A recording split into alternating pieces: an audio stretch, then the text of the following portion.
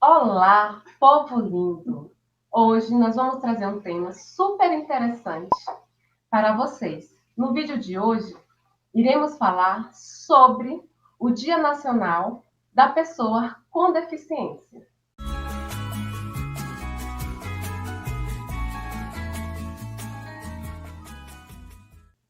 Oficializado em 2005 pela Lei 11.133, o Dia Nacional da Luta da Pessoa com Deficiência é comemorado no Brasil desde 1982. Segundo a LBI, Lei Brasileira de Inclusão, artigo 2º, por pessoa com deficiência, considera-se aquela que tem impedimento de longo prazo de natureza física, mental, intelectual ou sensorial, o qual, em interação com uma ou mais barreiras, pode obstruir sua participação plena e efetiva na sociedade em igualdade de condições com as demais pessoas. Essas barreiras podem ser arquitetônicas, de comunicação, tecnológicas, sensoriais e atitudinais. Segundo o censo de 2010 do IBGE, a população com deficiência compõe 6,7% total do país, isso dados de 2010, tá? E para falar desse tema, convidamos Cláudio Luciano Duzic, doutor em Educação pela Universidade Federal do Rio Grande do Sul, na linha de pesquisa em Informática na Educação, ênfase em ambientes digitais e virtuais no processo de ensino-aprendizagem, inclusão digital e desenvolvimento humano. É palestrante, coach em desenvolvimento presencial e gerencial. Nós vamos deixar depois na descrição o link onde vocês podem acessar o currículo dele, tá bom? E todas as suas redes de comunicação. Então, vamos abrir a entrevista fazendo a seguinte pergunta. Podemos afirmar que a luta da pessoa com deficiência começa a partir de um luto elaborado, aceitação do fato de que são reais suas limitações individuais, mas também de uma superação de seus limites.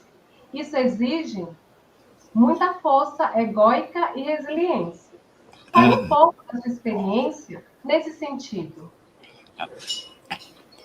Bem, isso é verdade, né? Porque assim, quando uma família, e falando como psicólogo, não só como pessoa com deficiência, mas quando uma família recebe a notícia de que seu filho possui uma limitação, uma deficiência ou uma doença qualquer, a mãe, a família, entra numa espécie de luto, né? Porque aquele bebê idealizado, aquele bebê imaginado, que toda mãe constrói, né, na expectativa de ter um filho, muitas vezes nem pensa na possibilidade que vai ter ou não uma deficiência. Aquele filho idealizado, ele deixa de existir e passa a existir um novo filho que ela não esperava, né, não imaginava, não, né, ou até sabia, mas não fazia parte do normal, do comum. Então existe esse luto, né? E infelizmente muitas famílias, elas que a gente vê, elas não conseguem sair desse luto, né? Fica aquela questão como se o filho tivesse de fato morrido, né? Aquelas mães que o filho tá ali, mas não busca recursos, acha que não adianta, né? Entra em depressão. Então, a questão de superar o luto, de vencer esse papel, né, é fundamental para seguir o caminho adiante, né. E também tem a questão que tu destacou, que é a questão da aceitação, né, do fato, né. Mas aí eu trago uma questão bastante complexa, né. A aceitação, ela não pode ser no sentido de resignação, tipo, aceitei e pronto, né? De conformidade, de conformismo. Porque eu vejo que a aceitação, ela. A gente é psicólogo e nossos ouvintes também, alguns são psicólogos, mas alguns não, então eu preciso explicar um pouquinho. Que tem uma fase que se chama negação, né? Tipo aquela fase que não caiu a ficha, parece que não está acontecendo comigo, isso não é verdade, né? O médico está enganado, vou buscar outras opiniões. Essa é uma fase da negação. E daí depois é a fase, não, puxa, é mesmo, tem que aceitar o fato. Só que eu, por experiência minha, né, eu vejo que a família, a pessoa, ela tem que ficar um pé na aceitação e um pé na negação, né? Nem psicótico e nem extremo realista, né? Por que que eu digo isso? Porque eu recebi um diagnóstico, né, de uma doença muito grave, que tinha um limite de vida, que eu ia viver só 7 anos de vida. E a postura da minha mãe e da minha família foi bem assim como eu estava dizendo para vocês. Um pé na negação e um pé na aceitação. A negação no sentido assim, ó, puxa, se o nosso filho vai viver só 7 anos de vida, então que sejam os melhores 7 anos que a gente vai poder dar para ele. Com isso, a minha mãe me levava a passear, me levava na pracinha, me levava a convívio com outras pessoas. Quando chegou meus 5 anos, ela pensou, puxa, eu coloco ele na escola ou não? Né? Imagina uma mãe que tem um filho que, a priori, pela medicina, só tem mais 2 anos de vida, está pensando em colocar na escola. Nessa fase, a minha mãe foi encaminhada para tudo que era psicólogo, psiquiatra, médico, porque na visão da família e da comunidade, das pessoas, a minha mãe não estava aceitando a realidade. Puxa, como é que tu vai botar um menino deficiente, com pouco tempo de vida na escola? Tu é louca, tu é maluca, né? Tu tem que aceitar o fato de que ele tem uma doença, sabe? Então, essa parte negação da minha mãe, tipo, não, mas enquanto ele tá vivo, né? Se ele não tivesse doença, ele estaria na escola, ele estaria vivendo. Então, quando eu digo assim, a aceitação, ela tem que ser nesse sentido. Tu tem que aceitar o fato, mas tu não pode se conformar com o fato, né? Porque as coisas, elas não são dadas. As coisas, elas podem se modificar. E nisso é que vem a palavra esperança, né? Então, a esperança é aquilo que a gente precisa esperar, né? Com uma certa fé, com uma certa atitude de esperar o melhor e não aquilo que está imposto, né? Então, essa questão da aceitação, eu sempre trago que ela tem que ter um pé na aceitação, mas um pé na negação também. Nossa, você me fez lembrar de 2 frases. Diga. Uma é que a gente tem que aceitar aquilo que a gente não pode mudar. Uhum. E a outra é que a gente também tem que mudar aquilo que a gente não pode aceitar. É verdade.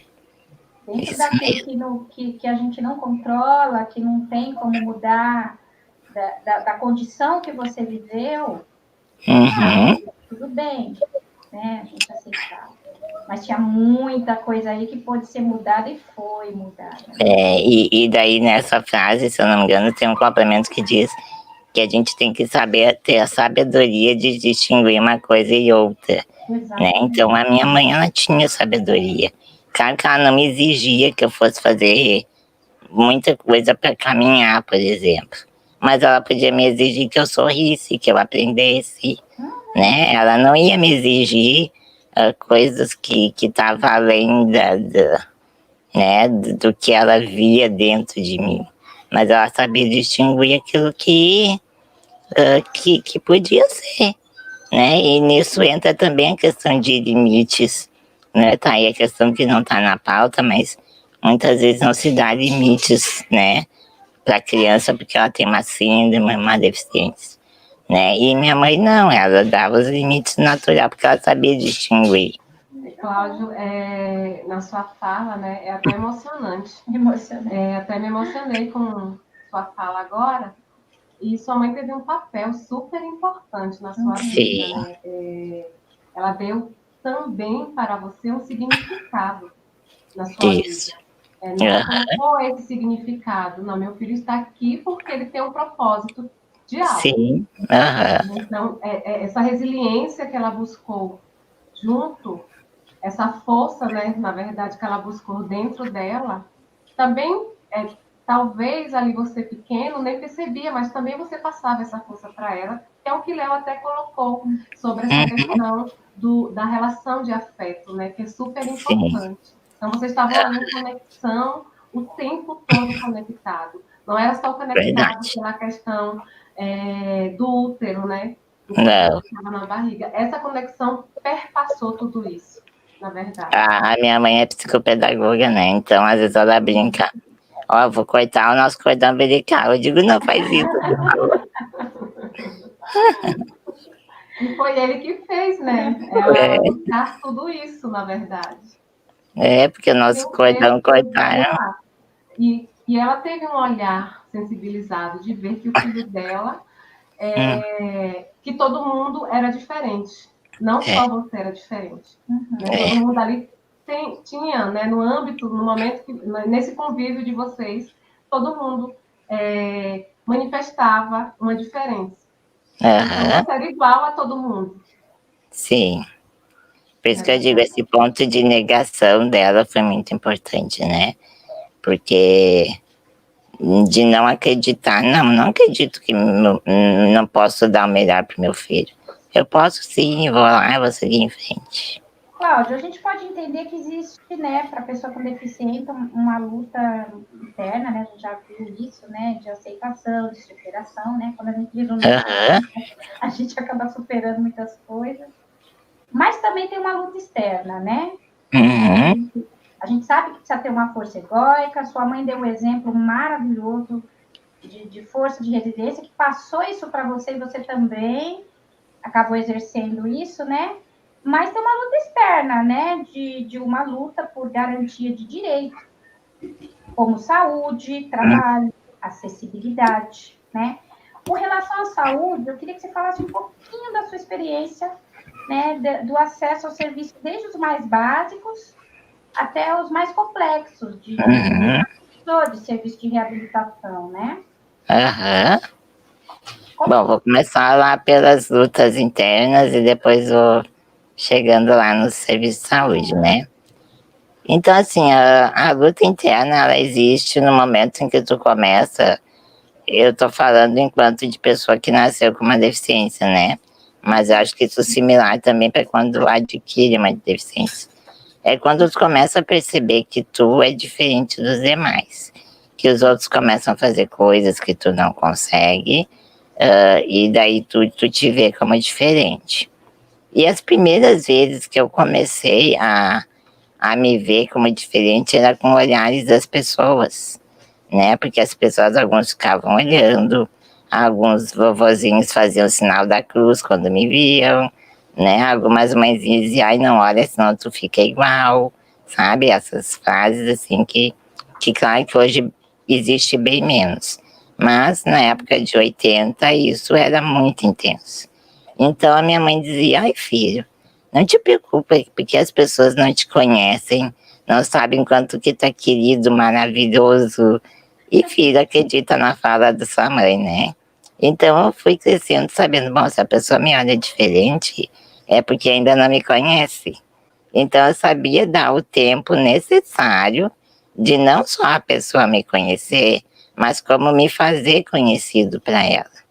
E isso foi muito diferente, teve um papel muito diferenciado nas minhas lutas internas, porque convivendo depois, né, mais tarde, com outras pessoas com deficiência, eu percebi algumas falas do tipo assim, ó, eu não gosto de sair na rua porque fica todo mundo olhando, né? Ou seja, a pessoa se vê diferente através do olhar do outro, mas ao mesmo tempo ela não se aceita, né? Eu digo, mas grandes coisas a pessoa ficar te olhando, né? Tu te aceitar como diferente, né? Tanto que quando no Brasil, logo que surgiu o chamado luta pela igualdade, que daí a minha mãe e eu, a gente participava desses movimentos, eu contribuí no sentido de que tinha que mudar essa fala. Não é a luta pela igualdade, mas é pelas diferenças. No momento em que eu saber que eu sou diferente, aceitar isso, a minha luta interna vai ser muito menor. Porque enquanto eu ficar lutando por uma coisa psicótica que não é verdade, né? Eu sou igual, claro, com todo mundo enquanto ser humano, enquanto pessoa humana, mas eu sou diferente. Se eu ficar me sentindo igual e querendo ser igual a todo mundo, e daí eu vou acabar o quê? Ficando com vergonha que eu tenho a mão torta, ficando com vergonha que eu sou esquisitinho, né? Então isso não, nessa luta interna, te faz muita diferença, né? E também, antes de adentrar nas questões dos serviços, eu queria também acrescentar na resiliência uma coisa que vocês falaram, que é o significado, né? De a gente poder ressignificar essas coisas. E eu acho que isso é muito fundamental, né? A ressignificação é essa nossa capacidade de, numa mesma situação, buscar um significado positivo ou um significado negativo, né? Porque eu entendo que uma mesma situação, a gente tem essa capacidade de direcionar nossa atenção para ver um significado positivo ou direcionar nossa atenção para ver algo negativo, né? E eu sempre costumo usar de exemplo que há um tempo atrás, quando meus dois irmãos caçulas eram pequenos, um deles, né, chegou da brincadeira, foi na geladeira, pegou uma garrafa de refrigerante e só tinha um restinho. Ele disse, puxa, que droga, ninguém deixa nada pro cara, ninguém se lembra. Jogou a garrafa para dentro, bateu a porta da geladeira e ficou resmungando. Daqui um pouco veio o outro menorzinho, abriu a geladeira, pegou a mesma garrafa de refrigerante, óbvio com a mesma quantidade, e disse, oba, me dei, sobrou um golinho. Pegou, tomou e saiu brincando. Mas o que isso tem a ver com a ressignificação? É que enquanto um via o significado do que não tinha mais, do que se foi, o outro via o significado do que sobrou e do que dava para aproveitar. Então, na vida das pessoas, muitas vezes, os pais, professores, comunidade, vê no sujeito que não tem mais na garrafinha dessa pessoa, ou seja, o que não faz, mas a gente tem que mudar o significado e ver, puxa, olha o que sobrou, olha o que dá para fazer. E nisso a minha mãe fez isso, sabe? Ela disse, puxa, a Claudina vai poder correr, mas vai poder sorrir, não vai poder fazer um monte de coisas, mas vai poder fazer um monte de amigos, né? Então, essa maneira de buscar novos significados passou para mim também, né? Então, essa minha luta interna, eu vejo que esses dois mecanismos, eles são muito fundamentais, que é a resiliência e a ressignificação. No sentido, né? E isso foi um dos momentos que eu estava com grande conflito, que é quando eu estava perdendo a capacidade de escrever, né? E não conseguia, cada vez eu sentia mais a caneta pesada. Ou seja, eu poderia ficar pensando, puxa, eu não vou mais escrever. Mas não, eu pensei, puxa, mas o que eu vou continuar conseguindo fazer, né? Eu vou conseguir continuar mexendo levemente o dedo ou as ondas cerebrais, né? Então, criei os próprios aplicativos a partir daquilo que ia me sobrar na garrafinha de Coca-Cola, né? Metaforicamente falando, né? Mas enfim. Bom, gente, então, logo quando pequeno, que surgiu essa questão da deficiência, e minha mãe queria que eu me integrasse socialmente, então um dos primeiros luta pela garantia de direitos, né? Também começou pela educação, pela qual eu falei aqui, né? Eu não tive o direito de estudar numa escola pública, né? Quando criança. Então, hoje eu vejo que por mais que faltem coisas ainda nas escolas, já se tem um grande avanço de que é a liberdade das famílias de colocar seus filhos na escola, né? A questão da saúde, de início, como toda família, às vezes tem os altos e baixos econômicos, né? Então, logo que eu nasci, meus avós, meus pais, eles tinham uma estrutura financeira de buscar o diagnóstico, alguns recursos. Só que daí não veio uma limitação apenas de direitos, veio uma barreira atitudinal, né, que eu acho que mais tarde vocês vão comentar sobre isso. No sentido de que médicos, ortopedistas, fisioterapeutas, né, também não investiam muito, porque o meu diagnóstico tinha o prognóstico de que eu viveria pouco tempo. Então eles pensavam, mas por que a gente vai judiar? Para que a gente vai investir tanto se tem pouco tempo de vida, né? Então, nessa questão de reabilitação, eu fiquei muito precário, digamos assim. A minha mãe investia naquilo que ela podia, de emocional, mental, psicológico, social, mas o campo médico não via a reabilitação como algo que se pudesse investir, né? Então, nesse sentido, eu tive a precariedade. E depois daí minha família entrou numa situação econômica difícil, e daí foi pior ainda, porque na época não tinha o SUS, o Sistema Único de Saúde. Era o chamado INPS, que só tinha acesso ao serviço de saúde àqueles família de trabalhadores. Meu pai estava desempregado, minha mãe também, então não tinha acesso à saúde, né? Então tinha que fazer vaquinha, coisa para poder pagar médico, né? E tinha um médico, então, que me acompanhou desde pequeno, que é um pediatra, que então, quando eu precisava de pediatra, ele me atendia, né, sem cobrar. Então, mas aí o investimento em reabilitação, essas coisas assim, só surgiu quando a minha vida mostrou para a medicina e para os demais serviços que enquanto a vida tem que se investir nela, né? Enquanto a vida não tem essa de ficar, vai viver pouco tempo, então não vamos fazer nada. Não é essa a realidade que surge, né? E nisso, não só na minha vida, mas no mundo inteiro, começou a ser problematizada essa questão do diagnóstico, né? Então, hoje a gente tem o chamado CID, né? Que é Classificação Internacional de Doenças. Um diagnóstico, ele sempre vai dizer o que a pessoa não consegue fazer. Ela sempre vai dizer o que falta na garrafa de Coca-Cola. Ela nunca vai dizer o que sobrou, o que dá para aproveitar. Então, diante disso, a Organização Mundial da Saúde começa a lançar o CIF, ao invés de CID, que é o Código Internacional de Funcionalidades, que daí começa a dizer, olha, se sobrou uma gotinha de refrigerante, ou seja, se sobrou um pouquinho de coisas boas, vamos aproveitar esse pouquinho de coisas boas e vamos fazer, vamos seguir em frente, né?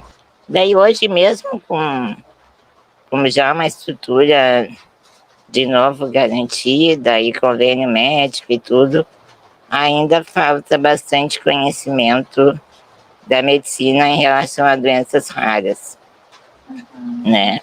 Cada médico que eu pego desconhece o que é uma atrofia muscular espinhal, ou às vezes sabe muito pouco, não está atualizado.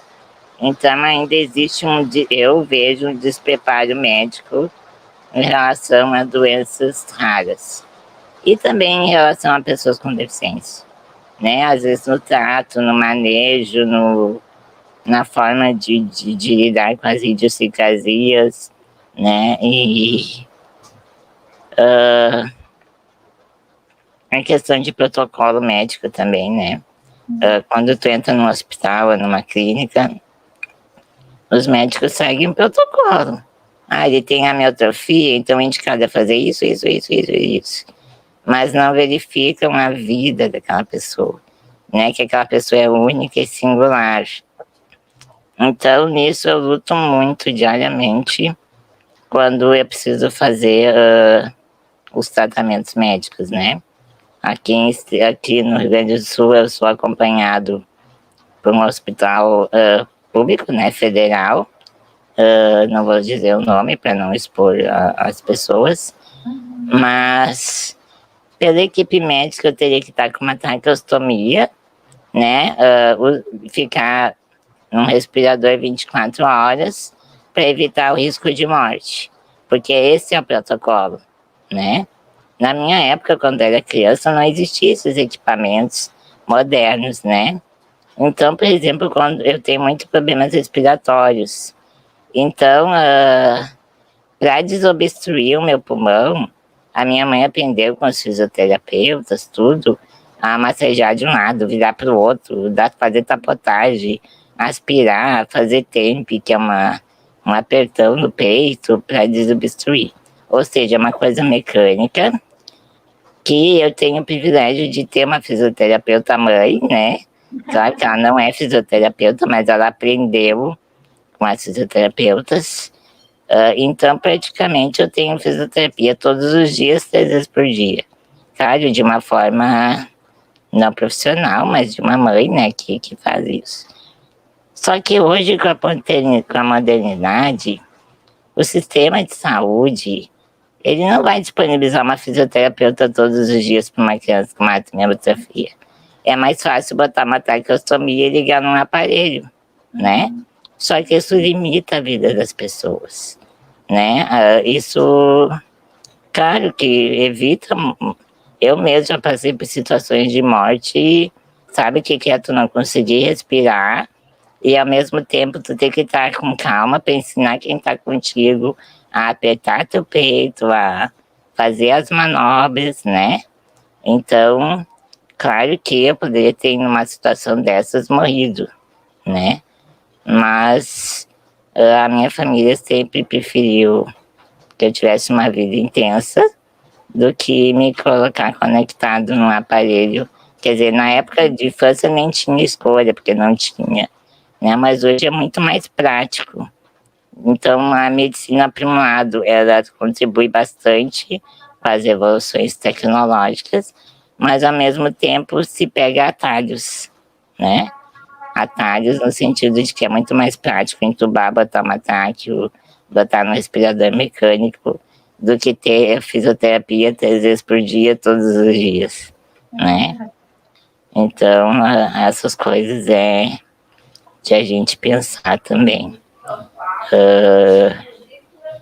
Mas, enfim, eu vejo que, como eu passei, né, dos anos 80 para cá, e também lutando nessa mudança de política, claro que falta muita coisa, mas em relação a antigamente, a gente está muito bem. Né?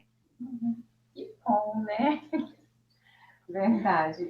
Você colocou sobre a questão do seu exemplo do refrigerante, é aquilo, né? Faça dos limões uma limonada, né? Você tem um limão para poder fazer uma limonada. E talvez a vida se torne até um pouco menos difícil quando a gente tem esse olhar. A gente busca soluções, mesmo que seja pouca. Com relação ao trabalho, algumas ações afirmativas são necessárias, como a lei das cotas, que estabelece aí uma reserva de vagas de 2 a 5% nas empresas com mais de 100 funcionários e de 5 a 20% em concursos públicos. Eu gostaria que você falasse sobre essa importância, né, dessas ações, né, o que é que ela modificou aí no cenário, nesse cenário, né, das cotas. Uhum. Bom, gente, então assim, ó, elas foram fundamentais, tá? Porque eu vivi no período anterior a cotas, tá? Então, anterior a cotas, nenhuma empresa se interessava em contratar alguém com deficiência, tá?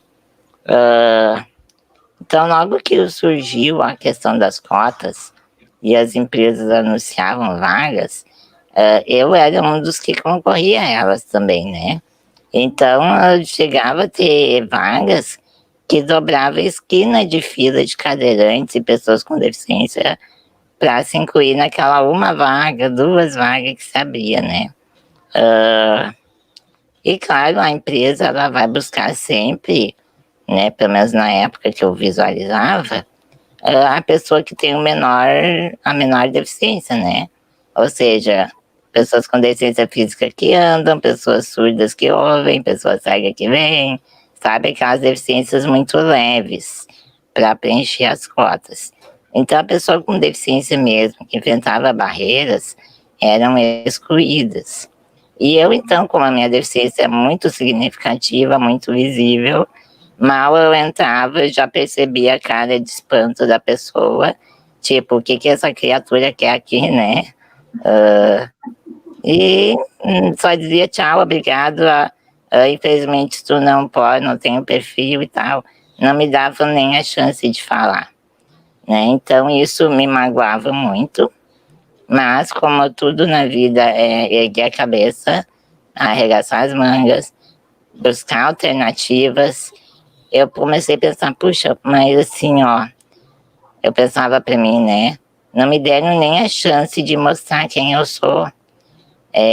O tempo de me ver e a pessoa ter uma reação é o que? 5, 10 segundos. Eu comecei a pensar, como é que eu vou mostrar para os empregadores o meu potencial em 5, 10 segundos, né? Daí eu pensei em uma alternativa. Bom, eu vou começar a rechear meu currículo, né? Então comecei a fazer trabalhos voluntários em ONGs, associações, igreja, tudo que era trabalho voluntário eu me metia. E com isso eu fui construindo um currículo. Então, né, retornando à concorrência de vagas, quando a pessoa, o empregador, né, ou entrevistador, via meu currículo e depois via minha pessoa, o espanto era diferente, ou seja, era cara crachá, né? Tipo, que tu é esse daqui que fez isso, fez aquilo. Então já me dava uma oportunidade de conversa, né? Então essa foi minha alternativa de me inserir, porque mesmo com cotas, a empresa vai te exigir um perfil, né? Que cause menos impacto na empresa possível. Então, em relação às cotas, eu vejo que ela teve uma garantia de trabalho para muitas pessoas com deficiência. Infelizmente, o Ministério do Trabalho tem que estar sempre em cima, fiscalizando, porque as empresas alegam que a pessoa não tem condições ou não tem formação, né? E é muito comum a gente ver disso, né? Inclusive em concurso público, né? Às vezes uma pessoa com deficiência vai lá, se inscreve, só que a expectativa do perito ou de quem faz a seleção é daquilo que eu disse antes, é de pessoas com deficiência visual que enxergam, pessoas com deficiência auditiva que ouvem, ou seja, que não tenham barreiras, né? Que tenham as plenas condições. E daí isso não traz o equilíbrio, né? Então tem que estar sempre em cima, sempre lutando. E aí eu deixo uma recomendação para as pessoas ou famílias de pessoas com deficiência que estiverem nos ouvindo, é que quando houver uma negativa, principalmente dos setores públicos, que elas possam recorrer, né? Porque a gente tem que mudar essa visão, né, de que a cota para deficiência é justamente para as pessoas que têm barreiras, né? Justamente uma vaga para aquelas pessoas que não se enquadram na vaga ampla, na vaga comum. Senão não teria sentido ter cotas, né? Cláudia, ó, vou fazer mais uma pergunta para você, tá? Quantas quiserem. A Convenção Internacional dos Direitos das Pessoas com Deficiência de 2007, a acessibilidade das pessoas que têm mobilidade reduzida deve contar com transformações no ambiente, viabilizando acesso igualitário a produto, serviço e informação. Considerando a sua experiência, quais as barreiras que dificultam mais esse acesso, né? As arquitetônicas, de comunicação, tecnológicas, sensoriais ou atitudinais?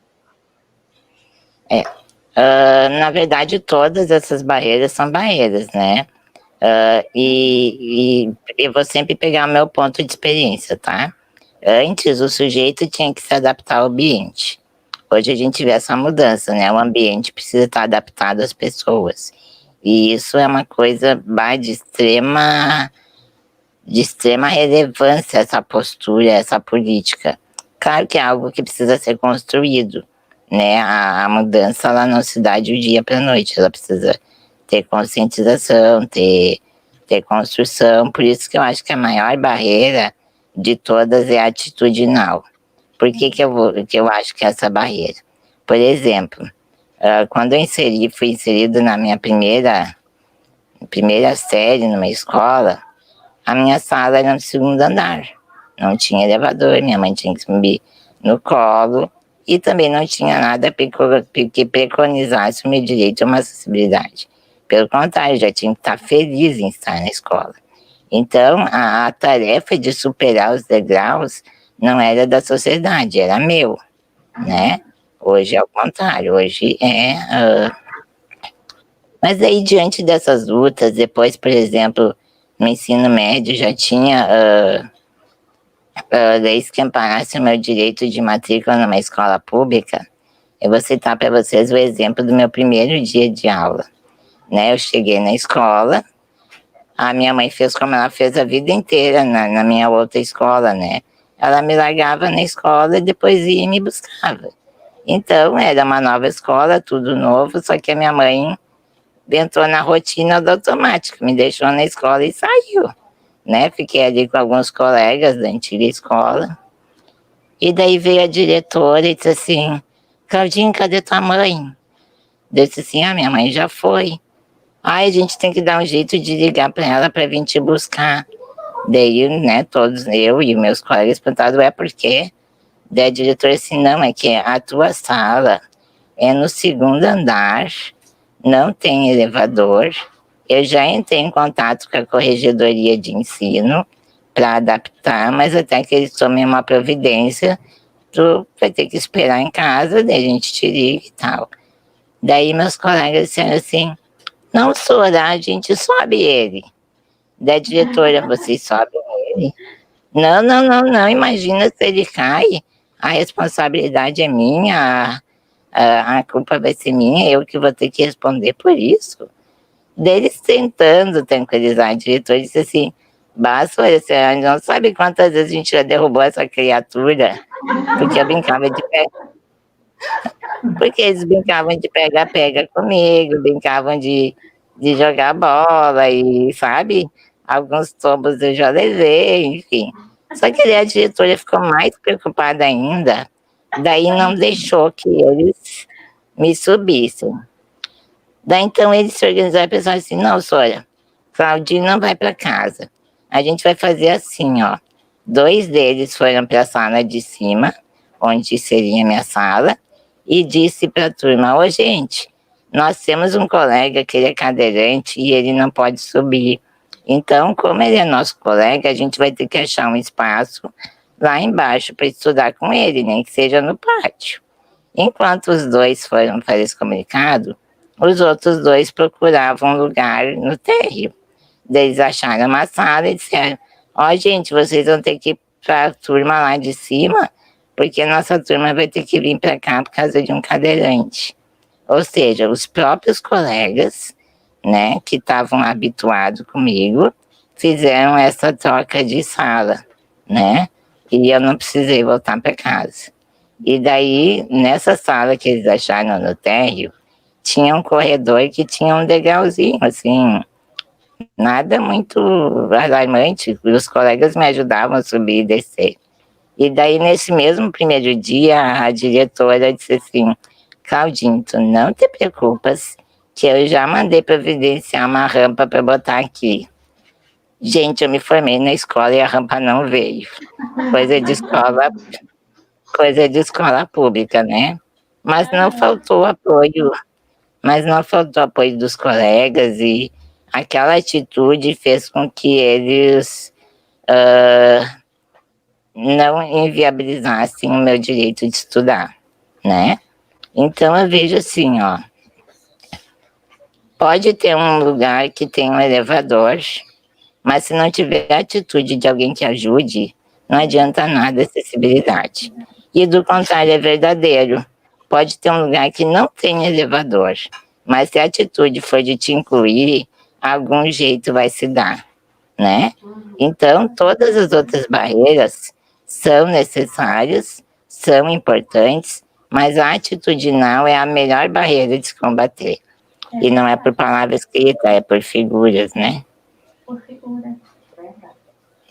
Bom, Cláudio, por fim, se não me engano, no ano de 2019, a lei de cotas com pessoas deficientes completou 28 anos. No final desse mesmo ano, o governo federal leva uma proposta que flexibiliza a lei de cotas 82.1391. Como, por exemplo, a contribuição em dinheiro para a União, que vai usar esses recursos para ações de habilitação e reabilitação. A outra forma é unir duas ou mais empresas para que juntas elas possam alcançar o coeficiente de contratação previsto na lei. Diante de tudo isso, sua intenção em ingressar na carreira política partiu dessa premissa? Partiu também em atender pessoas com condições parecidas com as suas? E o que você planeja melhorar, né, entrando para essa carreira política? Bem, gente, primeira questão da proposta de lei das cotas. Aí dentro dessa proposta, se eu não me engano, também tem que uma pessoa com deficiência grave levar duas, né, cotas no valor de uma, né? Tem isso também. Verdade. Bom, gente, né, não sei se foi coincidência ou não, mas esse projeto de lei veio a partir de um momento em que o Bolsonaro, o presidente, né, me chamou para conversar, e assim como eu estou conversando com vocês, contei toda a minha trajetória e tudo, né? Mas o que acontece, assim, na prática, tá? E infelizmente eu vejo muitos movimentos da pessoa com deficiência condenando esse projeto, mas na verdade dá para ver que eles condenam sem ler o projeto, né? Porque, ou sem conhecer a realidade atual. Mas o que acontece? Por exemplo, tem uma empresa de construtora de estradas, tá? Eles têm muitos funcionários em função de ter muitos, né, construtores. Uma pessoa com deficiência, muitas vezes, né, tem a cota, mas não consegue trabalhar em construção.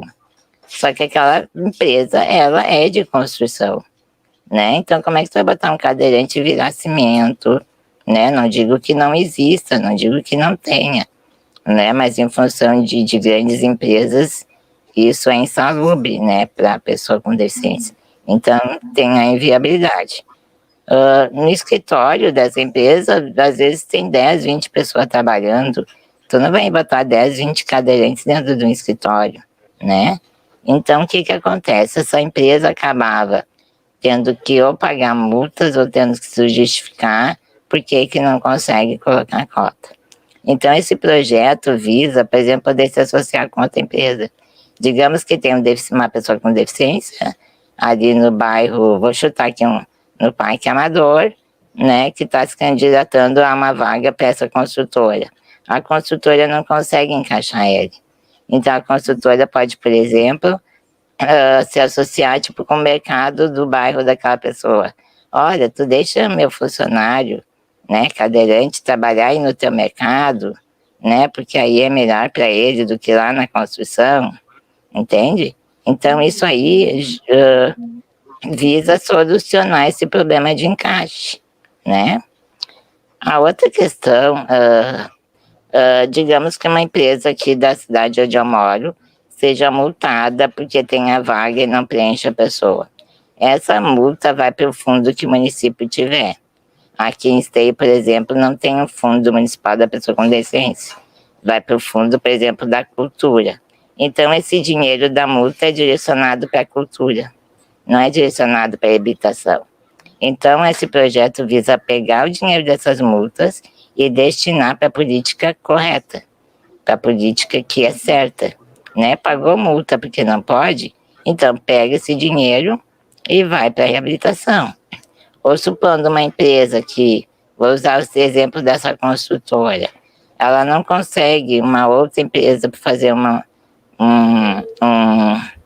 convênio, uma parceria. Ela pode optar, bom, então eu pago a multa para a União e a União devolve esse dinheiro para a reabilitação.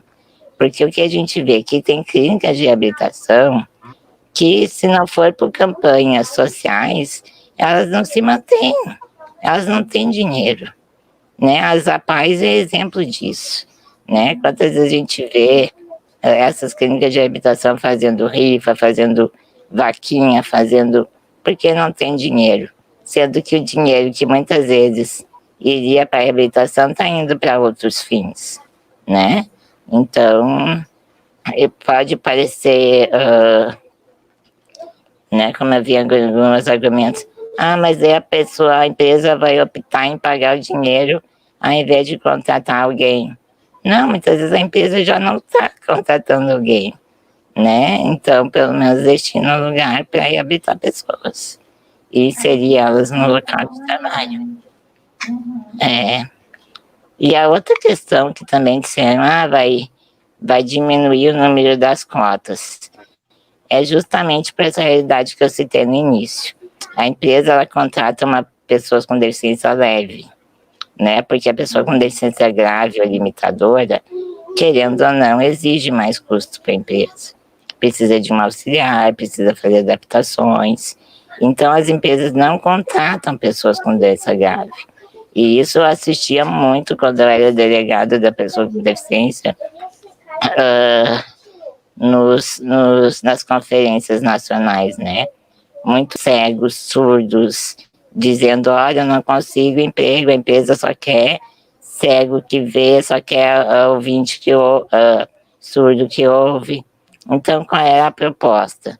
Bom, se tua empresa, ao invés de contratar alguém que não tem barreira e contratar alguém que realmente tem barreira, eu deixo vocês, né, juntar, em vez de duas leve, uma com doença grave. Eu acho que isso traz um equilíbrio para as pessoas que têm realmente se enquadra dentro da política com deficiência, né? Porque a deficiência, ela é uma limitação, ela não é uma coisa estética, né? Ela é uma limitação. Então, eu particularmente vejo que isso traz um equilíbrio, né? Para a gente fechar, falar um pouquinho sobre... eu sei que você teve uma luta muito grande para chegar até aqui, né? Ser doutor, para quem praticamente não tinha esperança nem de viver, né? Que dirá entrar na escola, toda essa dificuldade. E chegou até aqui. Mas você também colheu alguns frutos disso, né? Um reconhecimento, você recebeu menções honrosas, né? Você carregou a tocha, né? Não teve a Olimpíada esse ano por conta da pandemia, mas você teve essa honra, né? Ficar marcado aí na história, né? Então, eu queria que você falasse um pouco dessa emoção. Valeu a pena toda essa luta? Tem sido, mesmo assim, né? Toda essa superação, você sente que chegou a algum lugar onde você olha e fala assim, olha, faria de novo? Eu acho que valeu muito a pena, sabe, para minha vida pessoal, mas sobretudo para outras pessoas com condição semelhante, né? Porque imagina assim, tu tá num espaço onde tu precisa atravessar uma mata. Tu vai abrindo a trilha para te poder passar, mas tu olha para trás, a trilha ficou aberta para outros passarem, né? Então, quantas lutas que eu e minha família tivemos que ir para Brasília, quantas lutas a gente teve que fazer para mudar a lei, né? Inclusive eu recebi, eu nunca imaginava que ainda no Brasil existisse comendador, parece que é coisa do século passado, né? Mas eu recebi o título de comendador dos direitos humanos por ter contribuído de maneira relevante na legislação do Brasil. Né? Então, assim, A minha mãe na luta por me incluir, e eu também na luta por me incluir, a gente ia modificando leis, a gente ia construindo políticas, né? Então, apesar de não ser partidário, né, não ser uma questão de partido, mas é um papel político. E eu acho que todo mundo tem que ter esse papel político, né? Porque a gente delega muito a um representante fazer por nós, só que às vezes a gente se esquece que a gente tem que ter o poder na mão, né? A gente não precisa depender digamos assim, de um Estado paternalista que fazem tudo por nós. Até para buscar a autoria das coisas, sabe? Para buscar a tua autoria. A gente quer te parabenizar. Muito obrigada. Vez, né? E agora está nessa carreira política que a gente está aqui na torcida. Né? Eu não voto aí. Muito obrigada. Votar se você tem voto. Estamos torcendo muito. E a gente quer te agradecer, super te agradecer por essa participação e deixar aberto aí para tantas outras vezes e tantas outras parcerias que a gente possa fazer e dizer que foi um prazer enorme. Verdade. Incrível. Para mim foi muito com sua fala, com o que você trouxe, me sensibilizou muito e assim, eu tive o prazer, essa oportunidade, na verdade, de aprender muito com você aqui.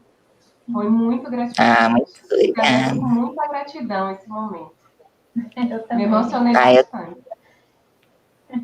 Eu também tenho muito a agradecer a vocês, me coloco à disposição. Sempre que tiver uma pauta que vocês queiram conversar, podem contatar e é um prazer enorme poder contribuir. Nossa, para nós também. Olha, não posso esquecer de mandar aquele abraço forte, um beijo. Espero que um dia pessoalmente para a dona Elisa, tá bom? Pode deixar. Vamos pro sul. Ou nós vamos até aí depois que passar essa pandemia, né? Porque... Sim, verdade, bem-vindo. Vai ser um prazer. Isso aí. Mas até lá o campo tecnológico nos aproxima, né? Verdade. Que bom. Que bom. Que bom que existe já, né? Essa tecnologia. É isso aí.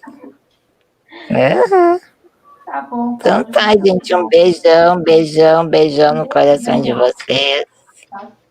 Espero vê-los muitas vezes aí. Tchau, certo. Tchau, tchau.